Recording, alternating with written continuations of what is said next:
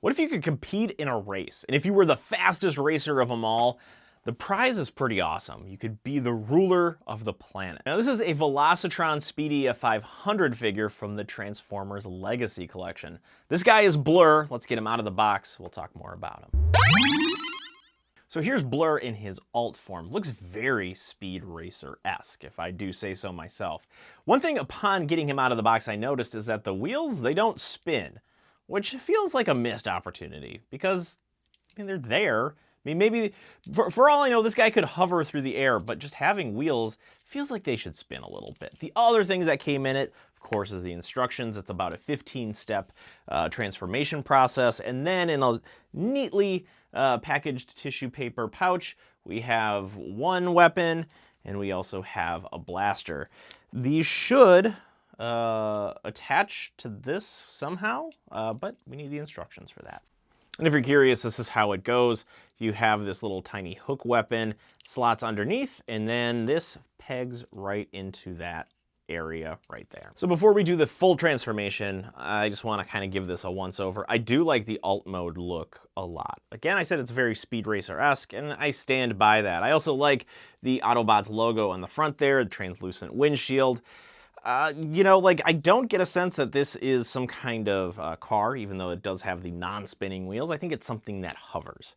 Like, in my mind, this is like something that you would see in like a Transformers version of Mario Kart. But I think it's time to transform this guy, and so to do that, we have to start splitting him up. One funny part about the transformation so far is like these big giant arms that they will turn into arms at some point. But to me, it feels like those things you see outside Mattress Firm that kind of have their hands up and they just start waving around like this. That's what kind of reminded me of. So here we have Blurr all transformed. And I think the last thing that I need to do is flip this around. And there we have the Autobot logo. Well, hang on, a little crooked. Now we have the Autobot logo facing in the right direction. We'll put his weapons on there too. I'm not quite sure what this is. It looks like some kind of hook or possibly some impact wrench, which would probably be helpful if you're doing some kind of intergalactic Formula One race. And then of course his blaster, which is, you know, definitely the thing that most Transformers need. I will say immediately what I noticed is that the elbows are very loose. This is a very loose elbow transformation. You can do about a 90-degree angle there so that he can hold the blasters, and I think that looks all right. The other piece that's kind of wobbly after it's all said and done is like the hood of the car, or like the front part of the engine, the scoop. The arms were a little tricky to kind of get the folded up and then cranked down. It was a tricky bit, and then we also have to kind of contend with these really giant elbow spikes coming out the back of the character. But I would say this is a very posable, I like the very simple look. It's a very geometric figure. There is visual interest everywhere you look, and I wouldn't say that there's a lot of void to kind of have to contend with, or at least hide with a pose or anything like that. I like the colors that they chose for Blurr. It's like a very electric baby blue, and the face sculpt is rather cool because not only do you have like a very chiseled, heroic look for a robot, which you would want for an Autobot, there are also these wings on the side, and we can get a good close look at that. Those wings signal that this is a fast, a speedy character. Like, it's very over the top in terms of just how much they are telling you that this is a fast character. One nice thing is that when I was transforming him, a lot of the steps were very intuitive. When you saw something fold up or fold back, you would know maybe what the next step was.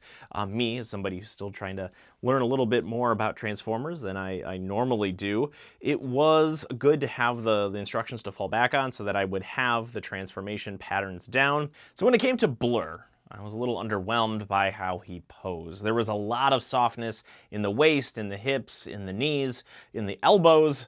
That makes it very difficult to pose this character in robot form. So it felt like there was little choice but to put him back into alt mode, which, again, is a cool Speed Racer-y looking vibe. But part of the Transformers is that it's two toys in one. You have a robot and you have the alt form. Now the alt form, it doesn't have spinning wheels. I think we can look past that, considering it's a very futuristic look that probably flies anyway. But when it comes to the robot form, the problem is just about everything that it takes to pose him. I like his weapons, I like his accessory kit, I like his style, I like the sculpt, I like most of what's happening with the figure, but a lot of the results of moving him around or posing him up just means that he's going to be a very loosey-goosey character. Not something that you would associate with a character that is mostly, or at least it should be, about speed. You want precision and speed, not flopping around and fast. So yeah, initial impressions of this guy were very good, but as I got to play with him a little more and got to understand some more of the quirks behind this character, it just was a little hard to look past.